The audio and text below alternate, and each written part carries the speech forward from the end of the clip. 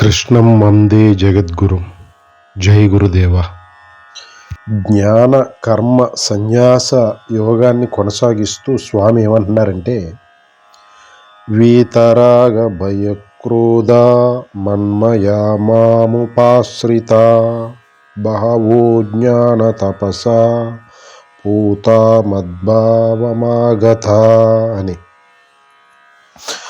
అంటే స్వామి భావన ఏమంటే, గతంలో కూడా ఎంతోమంది ఈ రాగము, భయము, క్రోధము వాటిని జయించిన వారు ఎవరైతే ఉన్నారో,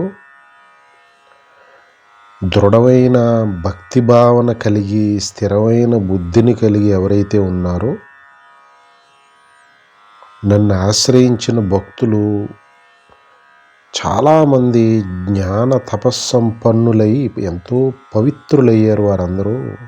అంతేకాదు వాళ్ళందరూ నా స్వరూపాన్ని పొంది ఉన్నారు గతంలో అని చెప్తున్నారు స్వామి.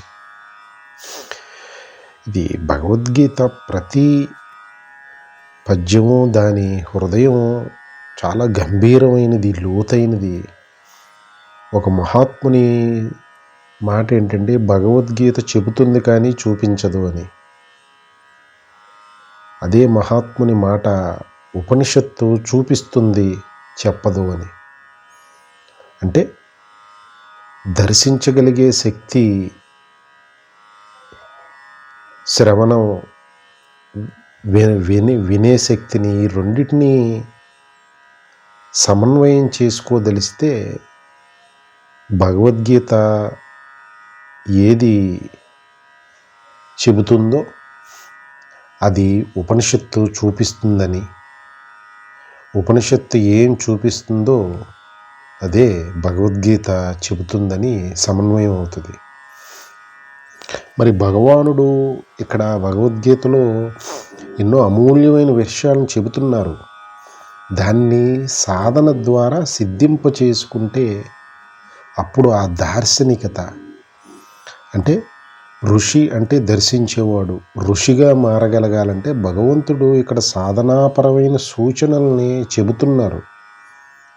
దీనిని సాధనలో ఆచరించి మననం చేసి సమన్వయం చేసుకుంటే వాటి దర్శనం అవుతుంది, వాటి యొక్క అనుభవం అవుతుంది అని గ్రహించాలి. ఉపనిషత్తు గురు శిష్య సంవాద రూపంలో ఆ తత్వాన్ని చూపిస్తుంది, ఇంత వివరంగా చెప్పదు. అక్కడ వివరణాత్మకమైన సూచన భగవద్గీత తత్వానికి సంబంధించి. దాన్ని సాధన ద్వారా సిద్ధింపజేసుకోవాలి దర్శించాలంటే. ఉపనిషత్తు ఆ తత్వాన్ని చూపిస్తుంది, ఇంత వివరణ భగవద్గీత చెప్పినంత వివరణ ఇవ్వదు. అందుకని ఈ రెండింటినీ సమన్వయం చేసుకుంటే ఇక్కడ చెబుతున్నదే అక్కడ చూపించింది అని స్పష్టత వస్తుంది. ఇక్కడ స్వామి భావన అర్జునుడితోటి చెప్తూ, ఈ రాగము, భయము, క్రోధం వీటిని జయించిన వారు గతంలో ఎవరైతే ఉన్నారో అని అంటున్నారు. ఇక్కడ స్వామి దాన్ని సిద్ధింపజేసుకున్న వారి స్థితిని సూచిస్తున్నారు. మరి దానిని సిద్ధింపచేసుకున్న వారు సాధన ద్వారా దాన్ని సిద్ధింప చేసుకున్నారు. ఆ సాధన ఏంటనేది పలు రకాలుగా పలు విధాల పలు చోట్ల చెప్పడం జరిగింది. ఎక్కడైతే ఈ సిద్ధావస్థను గురించి, గమ్య స్థితిని గురించి సూచిస్తున్నారో, వెంటనే సాధనాపరంగా దానికి సూచించిన విషయాలను సమన్వయం చేసుకుంటే అప్పుడు ఆ సాధన, దానివలన సిద్ధించిన ఆ యోగనిష్ట రెండు సమన్వయం అవుతాయి. కేవలం భగవానుడు సూచించిన ఈ సిద్ధావస్థను గురించి విని ఊరుకుంటే, దానికి సాధనని లింక్ చేయకపోతే దేనికదే ఉండి అది సాధనకి పెద్ద ప్రయోజనం చేకూర్చదు. అందుకని ప్రతిదీ, ప్రతి మాట, ప్రతి శ్లోకం సాధనామయంగా సమన్వయం చేసుకోవాలి. ఆ సాధన వలన సిద్ధించే స్థితి గురించి సమన్వయం చేసుకోవాలి. ఈ లింకేజ్ ఎస్టాబ్లిష్ చేసుకోకపోతే భగవద్గీత యొక్క గంభీరమైన హృదయం అర్థమవటం కష్టం. ఇక్కడ ఏమంటున్నారు, గతంలో రాగాన్ని, భయాన్ని, క్రోధాన్ని జయించిన వారు అవి రహితమైన వారు అంటే దాన్ని జయించిన వారని. మరి అది ఎలా రహితం అవుతుంది? ఇక్కడ సాధన ద్వారా. ఇది ఈ మనస్సు యొక్క వికారాలే ఈ రాగము, భయము, క్రోధం. మరి ఆ మనస్సుని జయించాలంటే ఇక్కడ చార్ట్ 1, చార్ట్ 2 అండ్ చార్ట్ 4ని కనుక రిలేట్ చేసి చూసుకుంటే ఏమర్థమవుతుంది? కేవలం ప్రయత్నపూర్వకంగా బుద్ధి చేత మనస్సుని నిగ్రహించటం సాధన మొదటి దశల్లో బుద్ధికి అంత శక్తి ఉండదు. అది శక్తిని కోల్పోయి ఉంది. జన్మలుగా మనుష్యుడు చేసుకున్న తప్పుల మూలానే, అజ్ఞానం మూలానే. మరి ఆ బుద్ధిని ఉపయోగించి సహజంగా బుద్ధి మనస్సు పైనే ఉంది, అది ఆత్మ కింద. ఆ బుద్ధిని ఉపయోగించి మనస్సుని, ఇంద్రియాలని నిగ్రహించవచ్చు, కానీ అది శక్తిని కోల్పోయింది. అందుకని ఇక్కడ ఈ మనస్సు యొక్క వికారాలైన ఈ స్వామి సూచించిన రాగము, భయము, క్రోధము అవి రహితమైన వారు అంటే స్వామి నిష్కామ కర్మ ద్వారా చిత్తశుద్ధిని సాధించటం వలని, ఆ చిత్తం శుద్ధమై ఉండటం వల్ల, అంటే చిత్తం అంటే గతంలో చేసిన కర్మల యొక్క అనుభవాల వాసనలు, అది మంచి కర్మ అయినా చెడు కర్మ అయినా, స్వధర్మపరమైన కర్మ అయినా పరధర్మపరమైన కర్మ అయినా, దేనికి సంబంధించిన వాసనలైనా అందులో గూడు కొట్టుకుని ఉంటాయి. ఇప్పుడు స్వామి సూచించిన రాగము, భయము, క్రోధ సంబంధ వాసనలు చిత్తం నుంచే మనసుకు ప్రేరణ కలుగుతుంది. ఆ ప్రేరణ కనుక విపరీతంగా లేకపోతే మనస్సు మీద, అప్పుడు మనస్సు ఈ వికారాలకి గురి కాదు. అంటే ఇక్కడ మూలం చిత్తశుద్ధి కలగాలి. దానికి కర్మయోగాన్ని సూచించున్నారు స్వామి. కర్మయోగాన్ని ఆచరించటం వలన, అంటే స్వధర్మాన్ని ఆచరించటం వలన చిత్తం శుద్ధి అవుతుంది. దాని ద్వారా మనస్సులో ఈ రాగము, భయము, క్రోధం అనే వికారాలు కలగకుండా ఉండి మనస్సు ఒకంత ఉద్రేకానికి గురి కాదు రాగం, భయం, క్రోధం పట్ల. కానీ అది పూర్తిగా నాశనం అయినట్ట కాదు. ఇంతకు ముందే చెప్పుకున్నట్టు అది కేవలం సాధనాపరంగా ఈ ప్రయత్నం కొనసాగుతూ ఉంటే కాలపరిపక్వం జరిగినప్పుడు ఈశ్వర అనుగ్రహం, గురువు అనుగ్రహం చేత అది జ్ఞానసిద్ధి, జ్ఞాననిష్టా సిద్ధి కలిగినప్పుడు అప్పుడు సమూలంగా చిత్తము, మనస్సు అనేవి ఆత్మరూపం దాల్చడం వలనే ఇంకా ఈ వికారాలన్నీ పూర్తిగా నాశనం అవుతాయి. అప్పటి వరకు ప్రయత్నపూర్వకమైన నిష్కామ కర్మను ఆచరించడం, కర్మయోగాన్ని ఆచరిస్తే చిత్తం శుద్ధి అవటం వల్ల మనస్సు యొక్క ఈ రాగము, భయము, క్రోధం అనే వికారాలు తొలుగుతాయని గ్రహించాలి. అంటే ఇక్కడ స్వామి రాగ, భయ, క్రోధ రహితులైన వారు అని అంటే జ్ఞాననిష్టను సిద్ధించుకున్నవారు అని. ప్రయత్నపూర్వకంగా ముందు కర్మయోగాన్ని ఆచరించి ఆపై జ్ఞానయోగ స్థితికి చేరి అక్కడ దాన్ని నిష్టను సిద్ధించుకున్నవారని. వారు దృఢమైన భక్తి తాత్పర్యంతో స్థిరబుద్ధి కలిగిన వారు అని అన్నారు. మళ్ళీ 2 అది ఎవరికి సాధ్యం? ఇక్కడ భక్తి యోగాన్ని సూచిస్తున్నారు. మళ్ళీ ఈ చార్ట్ 1, 2, 3, 4ని సమన్వయం చేసుకుంటే ఈ భక్తి యోగం చేత అహంకారం క్షీణిస్తూ ఉంటుంది. ఎందుకంటే శరణాగతి భావనతో ఒక సుపీరియర్ పవర్కి, అథారిటేటివ్ పవర్ అని చెప్పి దానిని నమ్మి ఉండడం వలన ఈ అజ్ఞానమైన అహంకార జీవుడి యొక్క అహంకారం క్షీణిస్తూ ఉంటుంది. దానివల్లనే ఈ కర్మయోగం వలనే శుద్ధి పొందిన చిత్తం, తద్వారా చిత్తం యొక్క ప్రకోపం మనస్సు మీద తగ్గి భక్తి యోగం ద్వారా అహంకారం క్షీణించటం వలనే వాడు స్థిరమైన బుద్ధిని పొందటానికి మార్గం సుగమం అవుతుంది. దాన్నే సూచిస్తున్నారు ఇక్కడ. ఎవరైతే దృఢమైన భక్తి భావంతో ఉన్నారో, స్థిరబుద్ధి కలిగి అని, అంటే దృఢమైన భక్తి భావన భక్తి యోగం ద్వారా రాగ భయ క్రోధాలని రహితం చేసుకున్నవారంటే కర్మయోగం ద్వారా ఈ 2 సాధనలను ఆచరించి స్థిరబుద్ధిని ఇవి ఆచరించడం వలన బుద్ధి నెమ్మదిగా స్థిరత్వాన్ని పొందుతుంది. విచలితమైపోయిన బుద్ధి దాన్ని సూచిస్తున్నారన్నమాట. స్థిరబుద్ధి కలిగిన వారు ఎంతోమంది జ్ఞాన తపస్సంపన్నులై పవిత్రులయ్యారు, నా స్వరూపాన్ని పొందారని. మరి వీటిని ఆచరిస్తే దీని ప్రయోజనం, కర్మయోగాన్ని భక్తి యోగాన్ని ఆచరించడం వలన కలిగే ప్రయోజనం జ్ఞాన సాంఖ్యయోగానికి అర్హుల్ని చేస్తుంది అని గ్రహించాలి. ఈ చార్ట్ ప్రకారం స్వామి హృదయం అదే. ఆ జ్ఞానయోగానికి అర్హులైన వారు ఆ జ్ఞానయోగాన్ని సాంఖ్యయోగాన్ని సాధన చేసి తపించి దాని గురించి పరమ పవిత్రులు అవుతారు. అప్పుడు వారు పొందేది నా స్వరూపమే అని సూచిస్తున్నారన్నమాట స్వామి ఇక్కడ. అది సాధనా ఫలితం. క్రమానుగతమైన సాధన అడుగడుగుని స్వామి మాటల్లో అంతర్లీనంగా ఉంటుంది, అండర్లైన్ కరెంట్గా. అందుకని ఏదో దాని యొక్క తాత్పర్యం పదాల గారడీ కాదు చూడవలసింది, దాని స్వామి హృదయాన్ని గ్రహిస్తే స్వామి సూచించినది చూపిస్తున్నారు, స్వామి చెబుతున్నారు, చూపించట్లా. దాన్ని చూడగలగాలంటే సాధన చేసి దర్శించాలి. ఉపనిషత్తు చూపిస్తుంది కానీ చెప్పదు. ఆ వివరణ అంతా స్వామి చెప్పిన భగవద్గీత నుంచి పొందాలి. ఈ రెండిటి సమన్వయం ఇక్కడ వినటం, సాధన చేసి ఉపనిషత్తు చూపించిన దాన్ని అనుభవైకం చేసుకుంటాం. ఇది మాట క్రమానుగత విధానం, ప్రాక్టికల్ విధానం.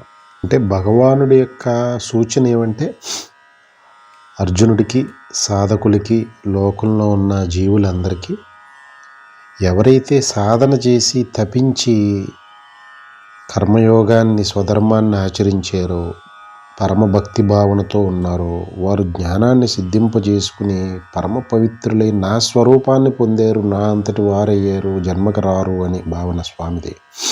ఇది సాధన యొక్క శక్తి అని గ్రహించాలి.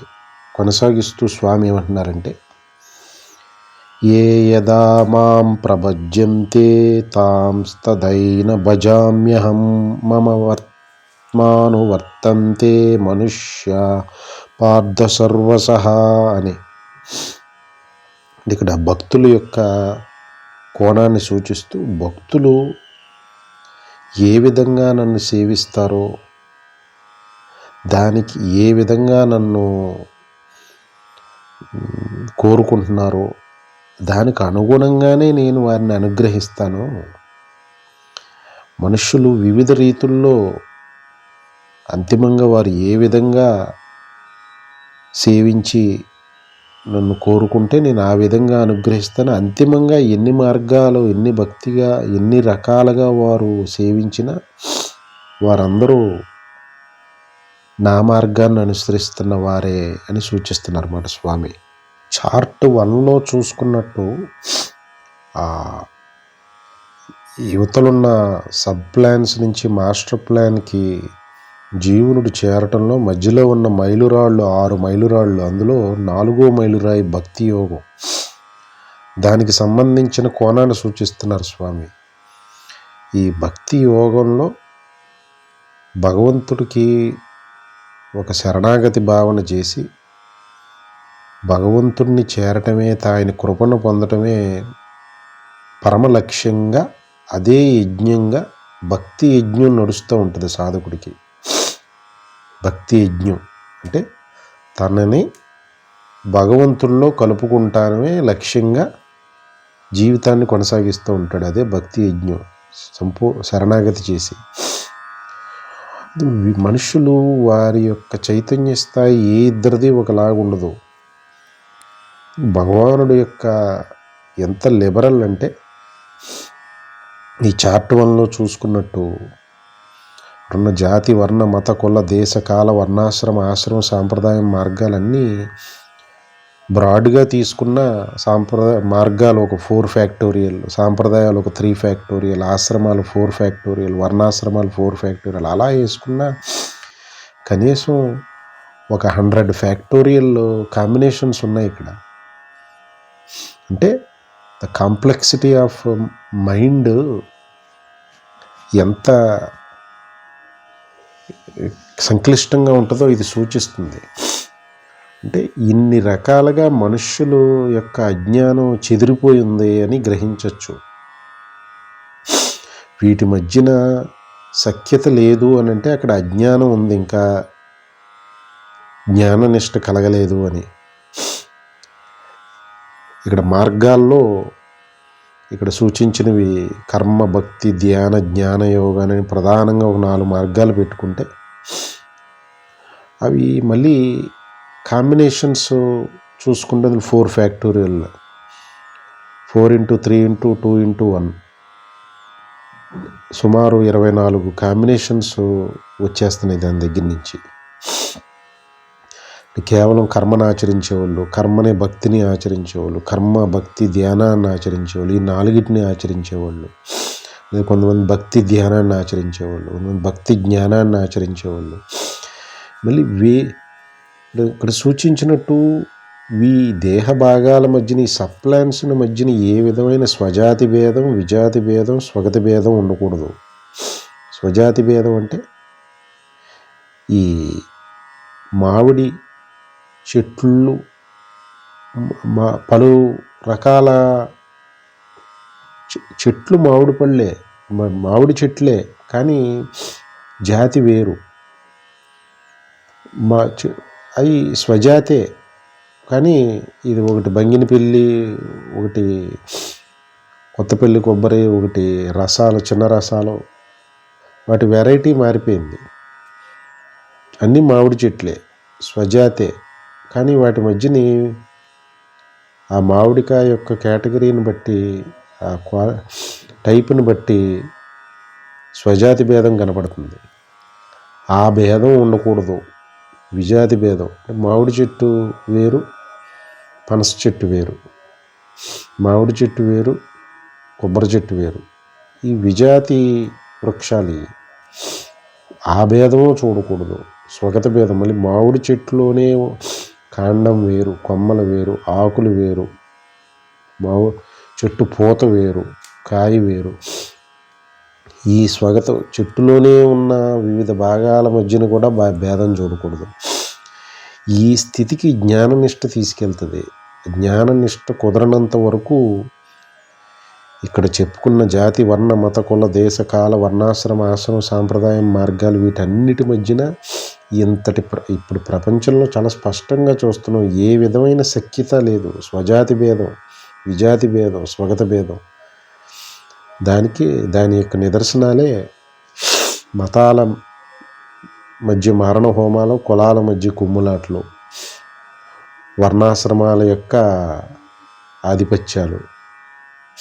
ఇవన్నీ అజ్ఞానానికి పరాకాష్ట, అజ్ఞానానికి ప్రతీకలని గ్రహించవచ్చు. దీనిని, ఈ భేద భావనను దాటటానికే సాధన. జ్ఞాన నిష్ఠావస్థలో స్వజాతి భేదం లేదు, విజాతి భేదం లేదు, స్వగత భేదం లేదు. ఇక్కడ ఈ ఉదాహరణలో చార్ట్ 1లో చూసుకుంటే ఇక్కడ కర్మ మార్గం భక్తి మార్గం కంటే గొప్పదని కాదు, భక్తి మార్గానికంటే ధ్యానం గొప్పదని కాదు, ధ్యానానికంటే జ్ఞానం గొప్పదని కాదు. ఇవన్నీ మైలురాళ్ళు అంతే. కర్మ మార్గంలో ఎన్ని యోగాలే, స్వజాతి పరంగా చూసుకుంటే అన్నీ యోగాలే. కానీ బంగినపల్లి వేరు, చిన్న రసాలు వేరైనట్టు కర్మ బంగినపల్లి అనుకుంటే, భక్తి చిన్న రసం అనుకుంటే అది గొప్పది, ఇది గొప్పది అంటానికి లేదు. అదే స్వజాతి భేదం ఉండకూడదు. విజాతి భేదం అంటే మళ్ళీ ఈ మార్గాలను తీసుకుని వెళ్ళి సాంప్రదాయాలు 3 ప్రధానంగా అనుకుంటే ద్వైత, విశిష్ట, అద్వైత. ఈ భక్తి మార్గాన్ని ఆచరిస్తున్న వారు ఈ అద్వైత సాంప్రదాయం దగ్గరకు వచ్చి మా భక్తే గొప్పదే అద్వైతం అని చెప్పి వాటితోటి భేదభావన ఉంటే విజాతి భేదం వచ్చేస్తుందట. స్వగత భేదం భక్తిలోనే ఉంటూ మేము ఈశ్వరుణ్ణి పూజిస్తాం, మా దేవుడు గొప్ప, మీ నారాయణుడి దేవుంది అని అంటే స్వగత భేదం వచ్చేస్తుంది. భక్తి మార్గంలోనే ఉన్న మళ్ళీ ఇద్దరి మధ్యన పోటీ. ఇదే లోకంలో ఇన్ని సుమారు ఒక 100-200 ఫ్యాక్టోరియల్ కాంబినేషన్స్ ఎన్నో వస్తాయో అన్ని రకాల భేదభావాలు ఉన్నాయి లోకంలో. అసలు వీటిని పంచాయతీని తీర్చడం కుదురుతుందా ఇప్పటికైనా? అందుకని అజ్ఞానానికి పరిష్కారం లేదు. సాధన ద్వారా జ్ఞానాన్ని సిద్ధింపజేసుకుంటే ఈ భేదభావాలన్నీ దూది రాశి మీద నిప్పురవ్వ పడితే దగ్ధమైపోయినట్టు జ్ఞానాగ్ని దగ్ధ కర్మాణం అని అన్నది. అందుకే ఇదంతా ఈ కర్మల అజ్ఞానం సంబంధమైన కర్మల ఆలోచనల యొక్క వికారాలు ఇవన్నీ దగ్ధం అవ్వాలంటే జ్ఞానం అనే నిప్పురవ్వతోనే సాధ్యం. అప్పటి వరకు ప్రయత్నపూర్వకంగా సాధన చేస్తూ ఈ సాధ్యమైనంత వరకు ఈ భేదభావాలు, ఈ ఆధిపత్య ధోరణులు, ఈ మాటల గారడీలు, కంపారిజన్లు, పోటీ భావనలు ఇవన్నీ వదిలిపెట్టి కేవలం గమ్యం మీద దృష్టి పెట్టి ఈ మైలురాళ్ళు దాటుకుంటూ వెళ్ళాలి. ఇందులో ఇక్కడ లిస్ట్ చేసిన ఏదో ఒక దేహంలోనే అంతర్భాగమే ఇవి, సప్లాన్స్ ఇవి. వాటి ప్రయోజనం ఎందుకు ఆ ఆచార్యులు దేశకాలమాన పరిస్థితులు మనుష్యుల యొక్క చైతన్య స్థితికి ఒక సబ్సెట్ని ఆ భగవానుడు హృదయమైన వేదం విహిత కర్మ నుంచి విస్తారమైన అపారమైన వేద విహిత కర్మ నుంచి ఒక సబ్సెట్ తీసి ఓ జాతి, వర్ణం, మతం, కులం, దేశం, కాలం, వర్ణాశ్రమం, ఆశ్రమం, సాంప్రదాయం మార్గాలని అందులో పెట్టడం జరిగింది. ఆ దార్శనికులు, ఆ ఋషులు లిమిటెడ్ సప్లాన్ కింద. అది అంతవరకు ప్రయోజనం. వేటి మధ్యని కంపారిజన్లు, గొప్పలో మాది గొప్ప అంటే మీది తక్కువనే ఈ జోలికి వెళితే భేదభావంతో అందులో ఊబిలో కూరుకుపోయినట్టేమాట. అంటే ఇక్కడ స్వామి ఏమి చెప్తున్నారు, ఇక్కడ భక్తి భావన విషయానికి వస్తే 4వ మైలురాయిన భక్తి యోగాన్ని సూచిస్తూ భక్తులు వారి వివిధ చైతన్య స్థాయిలో ఒక్కొక్కరు శాక్తేయం వైపు ఆకర్షింపబడతారు అమ్మవారి ఉపాసనకి, ఒకళ్ళు విష్ణువును ఆరాధించడానికి వారి మనస్సు ఉవ్విళ్ళూరుతూ ఉంటుంది, ఒకళ్ళు శైవారాధనకి ఉవ్విళ్ళూరుతూ ఉంటుంది, ఒకరు సద్గురువుని ఆరాధించడానికి పరితపన పడుతూ ఉంటారు. ఎందుకంటే చెప్పినట్టు ఈ స్వజాతి విజాతి స్వగత భేదానికి తావే లేదు ఈ సప్లాన్స్ మధ్యన, దేహ భాగాల మధ్యన. భగవంతుడే ఇంత లిబరల్గా, ఇంత డెమోక్రటిక్గా మాట్లాడుతుంటే మనం ఎవరో ఆటోక్రటిక్గా నాది గొప్ప నీది చిన్నది అనడానికి? అంటే ఏ దైవాన్ని ఆరాధించినా భగవంతుడు ఇక్కడ ఇస్తున్న డిక్లరేషన్ ఏంటంటే, వారు ఏ విధంగా సేవించారో నేను వాళ్ళని ఆ విధంగా అనుగ్రహిస్తాను అని. వారు ఏ విధమైన రూపాన్ని కోరుకుంటున్నారో ఆ రూపంలోనే దర్శనమిస్తూ వచ్చారు అనాదిగా. ఇతిహాసాల్లో చూడొచ్చు.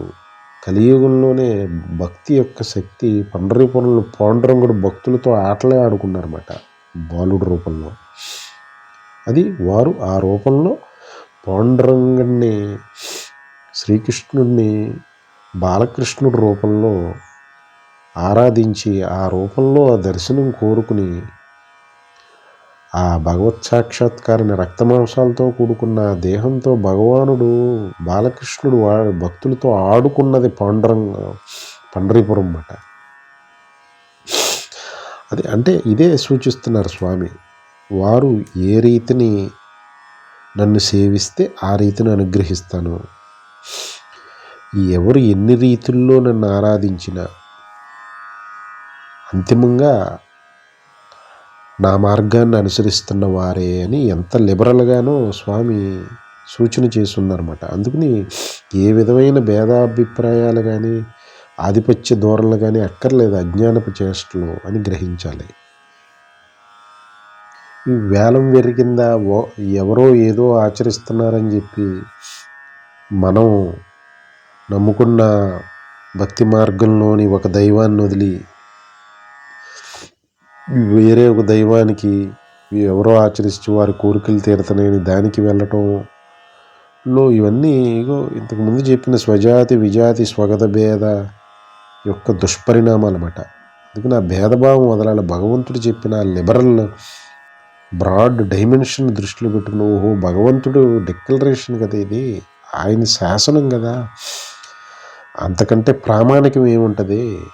అందుకని నేను నమ్ముకున్న దైవం నా మనస్సుకి నా చైతన్య స్థాయికి దానివైపు నా మనసు ఆకర్షింపబడుతుంది, అదే నా మార్గం అని స్థిరపరచుకోవాలి బుద్ధిని అని స్వామివారు ఆ సూచనను ఇస్తున్నారు. సాధనామయమైన సూచనని అంటే బుద్ధిని స్థిరపరుచుకుని ఆ చంచలంగా అటు ఇటు చెదిరిపోకుండా శరణాగతే భగవంతుని కరుణను పొందటమే లక్ష్యంగా అదే భక్తి యజ్ఞంగా భావించి ఏ ఇష్టదైవం ఆరాధన చెయ్యి, నువ్వు ఏ విధంగా సేవించినా నేను అనుగ్రహిస్తాను, అన్నీ నా మార్గాలే అని భగవంతుడు లిబరల్ వ్యూ ఇక్కడ చెప్పి ఏమంటున్నారంటే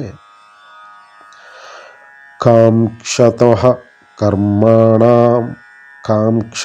కర్మణాం సిద్ధిం యజంతైహ దేవతా క్షిప్రం హి మానుషే లోకే సిద్ధిర్భవతి కర్మజా అని.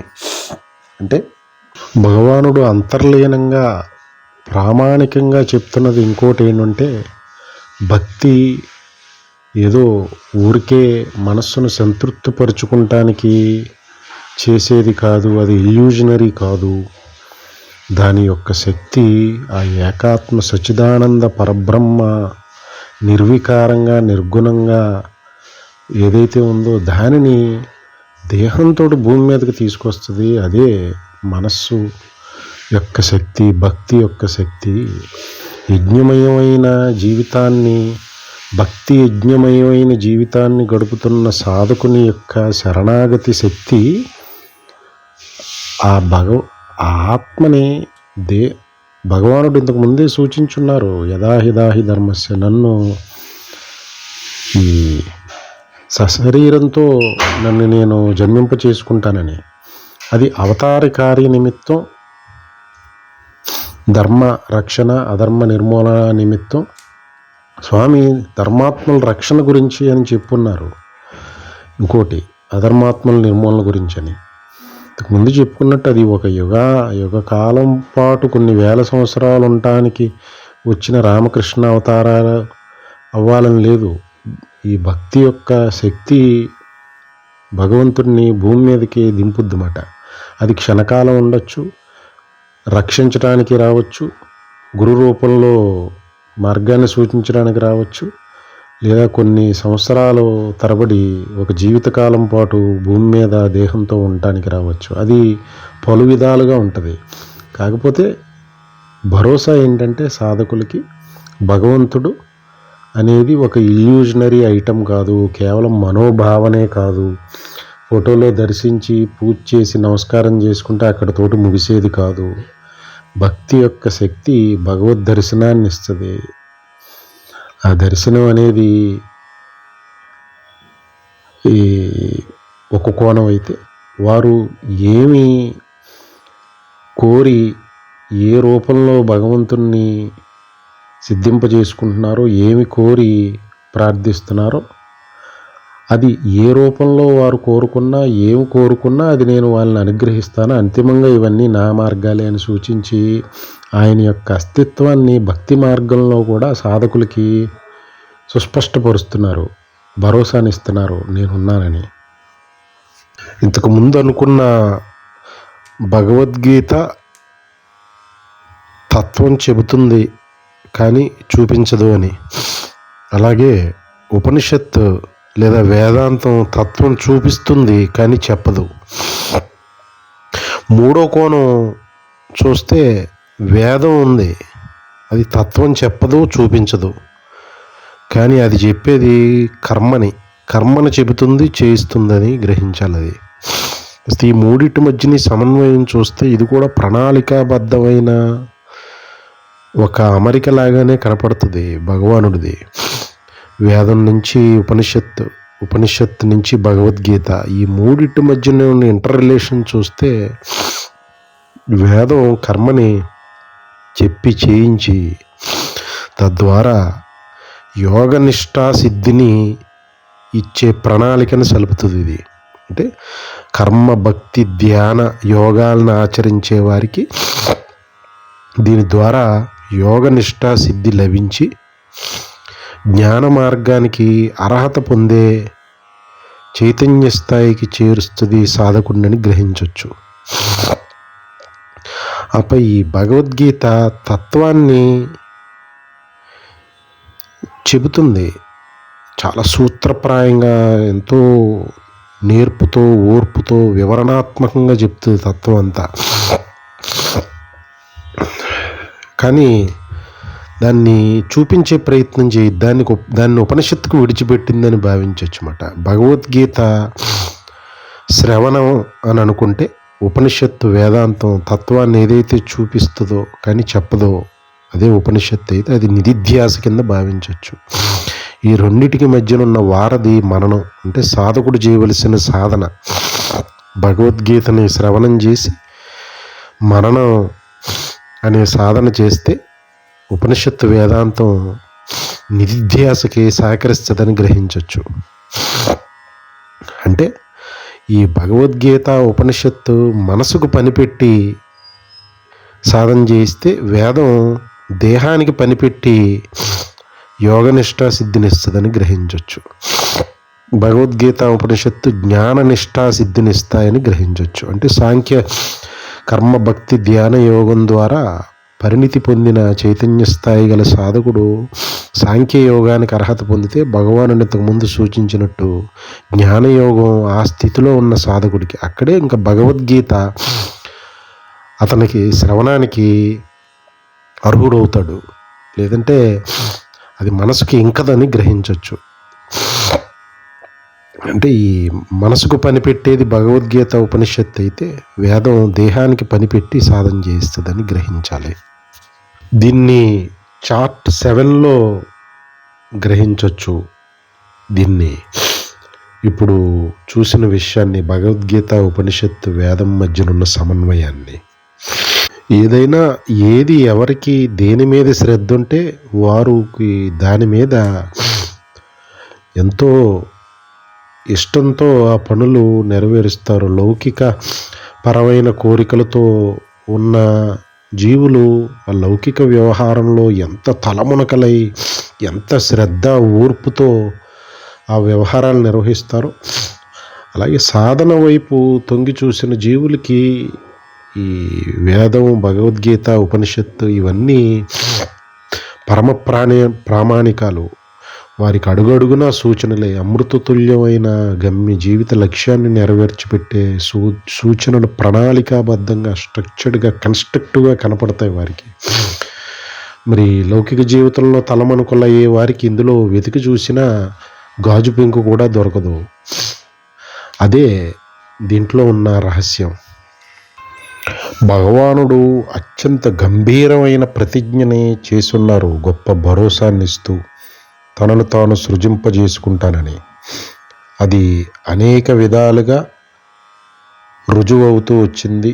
సాక్ష్యాలు, నిదర్శనాలు ఎన్నో ఉన్నాయి. అది పలు రకాలుగా ఉంటుందని వినున్నాం.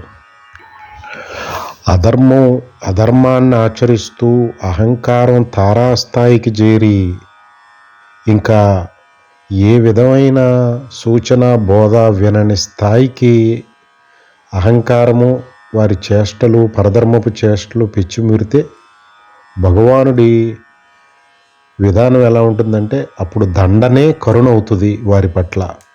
ఇది భగవానుడు సూచించున్నారు. ఇది అంటే వారికి అందరూ ఆయన బిడ్డలే, కానీ ఇటువంటి దుందుడుకు వ్యవహారంతో సృష్టి చక్రానికి విఘాతం కల్పించినప్పుడు సిస్టమ్ కొలాప్స్ అయ్యే సిచ్యువేషన్ వస్తే స్పేర్ ఎందుకు చేయాలి? అప్పుడు వారి కరుణ దండన రూపంలో వ్యక్తం అవుతుంది. అప్పుడు అనాదిగా ఇటువంటి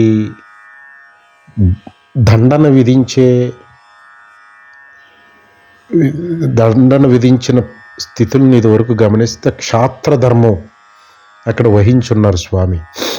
అంటే క్షాత్రం అంటే దేహబలం, బుద్ధి బలంతో ఒక రాజ్యాన్ని రక్షించగలిగే సామర్థ్యం, పాలించగలిగే సామర్థ్యం ఉండి శత్రువుల్ని అవసరమైతే యుద్ధంలో ఫిజికల్గా వాళ్ళని ఓడించి కోట లోపల ఉన్న రాజ్యాన్ని, రాజ్య ప్రజల్ని రక్షిస్తూ సమన్వయం చేసుకునే సామర్థ్యం గలది క్షాత్రం. అనాదిగా ఛత్రపతి శివాజీ మహారాజు వారంతటి, జనక మహారాజు వారంతటి క్షాత్రధర్మాన్ని వ్యవహరించిన వారంతా భగవంతుడి యొక్క అవతారాలుగానే భావించవలసి ఉంటుంది. వీరందరినీ వేరొకటి అవటానికి వీల్లేదు. ఇది ధర్మాన్ని ఆచరణాపరులకి దండన రూపంలో కరుణ కురిపించవలసి వస్తే క్షాత్రధర్మాన్ని వహించి అవతార కార్యం నడిపారు స్వామి. అలాగే ధర్మాత్ములని రక్షించి ధర్మాన్ని ఉద్ధరింపజేయటానికి సద్గురువులు, మహాత్ములు, జీవన్ముక్తుల రూపంలో గురుస్థానం వహించి అవతార కార్యం నెరపేరు స్వామి అని గ్రహించవచ్చు. అంటే అన్నిటికీ ఒకే మందు కాదు. అధర్మాచరణాపరుల్ని పికిలించి వేయటానికి క్షాత్రధర్మం, ధర్మాత్ములకి ఈ ధర్మబోధని సుస్థిరపరచటం, ధర్మాచరణను విశ్వాసాన్ని సుస్థిరపరచటం ద్వారా దానికి గురుస్థానం వహించవలసిన ఆవశ్యకత ఉంటుంది. అవే దత్తాత్రేయ సాంప్రదాయపు గురు పరంపరాగతంగా వస్తున్న గురు కరుణ. దానికి ఈ సద్గురు దత్తాత్రేయ సాంప్రదాయంలో ఉన్న గురు పరంపరకి క్షాత్రధర్మం వహించి అధర్మాత్మలను పికిలించి వేసే కార్యాలు వీరు పెట్టుకోరు. దానికి ఎన్నుకునే వ్యక్తులు, క్షాత్రధర్మాన్ని వహించుండే వ్యక్తుల్ని ఆ మహాశక్తి ఎన్నుకుని ధర్మాత్మలను ఉద్ధరించవలసిన వచ్చినప్పుడు ఆ గురుస్థానం ఆ అనాదిగా ఉన్న ఆ పరమేశ్వరుడి దగ్గర నుంచి వస్తున్న, నారాయణుడి దగ్గర నుంచి వస్తున్న, దత్తాత్రేయ స్వామి దగ్గర నుంచి వస్తున్న గురు పరంపర అనాదిగా సద్గురువుల, మహాత్ముల, జీవన్ముక్తుల రూపంలో ధర్మాన్ని సుస్థాపితం చేసి ధర్మాత్ములకి ధైర్యాన్ని నింపే కార్యక్రమం ఆ బ్రహ్మనిష్ఠులైన బ్రాహ్మణ ధర్మం దాన్ని వహించి ఆయన కార్యాలు నెరవేరుస్తారు. అంటే ఆయన నన్ను నేను సృజించుకుంటాను అంటే అది దేశకాలమాన పరిస్థితులను బట్టి క్షాత్రధర్మం వహించైనా ఆయన యొక్క వాగ్దానాన్ని నెరవేరుస్తారు. బ్రహ్మనిష్ఠుడైన సద్గురు ధర్మాన్ని వహించైనా ఆయన వాగ్దానాన్ని నెరవేరుస్తారు అని గ్రహించాలి. ఇంకా ఉన్నతంగా లోతైన సమన్వయం చేసుకుంటే స్వధర్మాన్ని ఆచరిస్తున్న, యజ్ఞపరమైన జీవితం గడుపుతున్న వారందరూ ఈ వాగ్దానంలోని అంతర్భాగమే అని సమన్వయం అయిపోతుంది. వీరందరూ కూడా ఈ వాగ్దానాన్ని భగవాను నెరవేర్చడానికి ఎన్నుకున్న ఆయుధాలుగా భావించవచ్చు.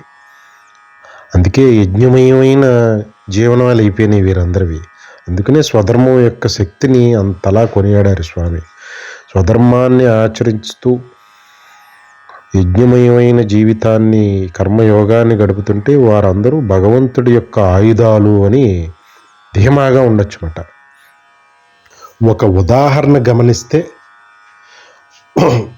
ఒక రిజర్వాయర్ నదిలోంచి సేకరించిన నీటిని ఒక రిజర్వాయర్లో పెడితే, లేదంటే నదిలో నీటిని ఆ రాజ్యంలోని ప్రజలందరికీ అందించడానికి ఒక పంప్ సిస్టము, ఒక పైప్ సిస్టము ఏదో ఉంటుంది. అది ఆ పంపు పైప్ సిస్టమ్స్ ద్వారానే ఆ నదిలోని నీరు ప్రజల యొక్క నిత్యావసరాలకి, దాహం తీర్చడానికి ఉపయోగపడుతుంది.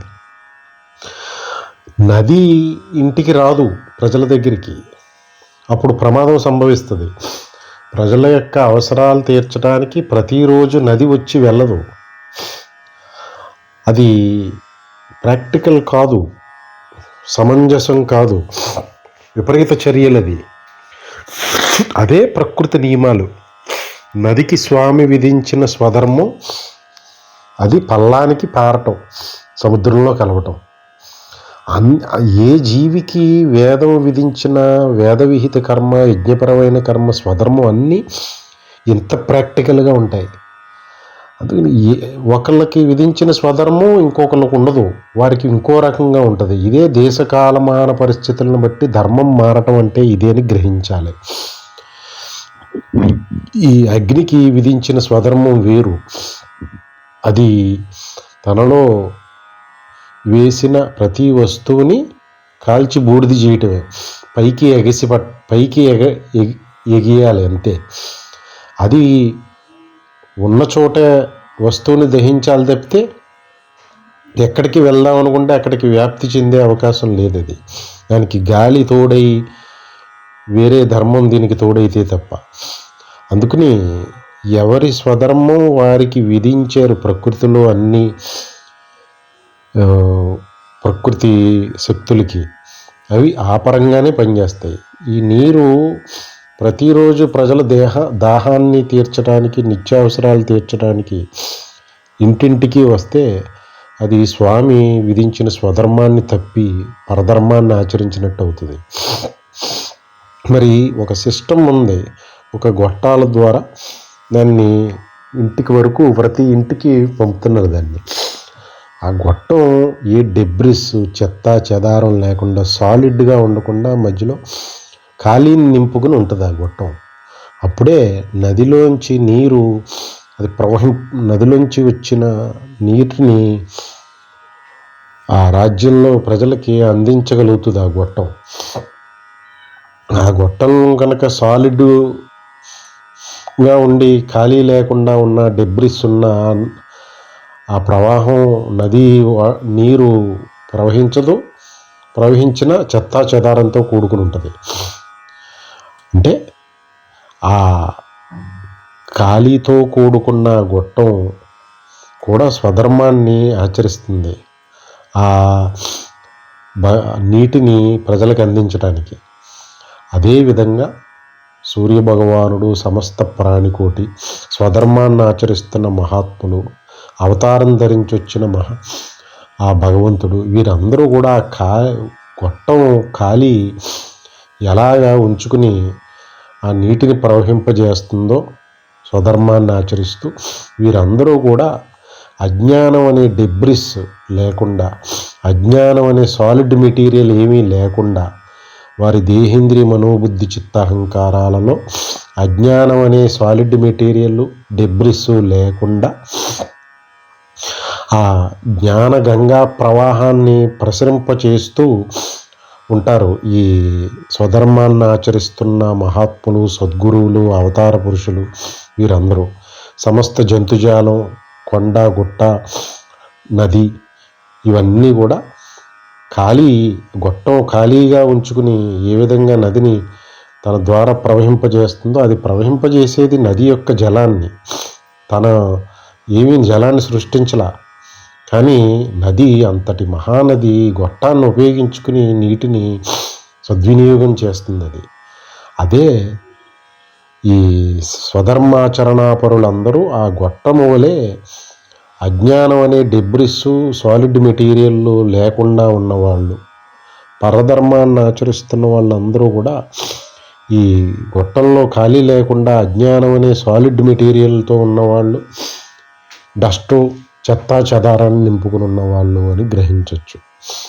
అంటే భగవంతుడు అవతారం ధరించి వచ్చిన, సాధన ద్వారా భగవత్ స్థితికి చేరిన, భగవత్ నిర్ణయం ద్వారా సాధకోద్ధరణకు వచ్చిన సత్పురుషులు, మహాత్ములు, సద్గురువులు అయిన వీరందరూ కూడా ఆ భగవత్ ప్రకాశాన్ని గొట్టాల వలె ఉన్న వారి దేహేంద్రియ మనోబుద్ధి చిత్తహంకారాల ద్వారా విభూతిగా వ్యక్తం చేస్తున్నారు.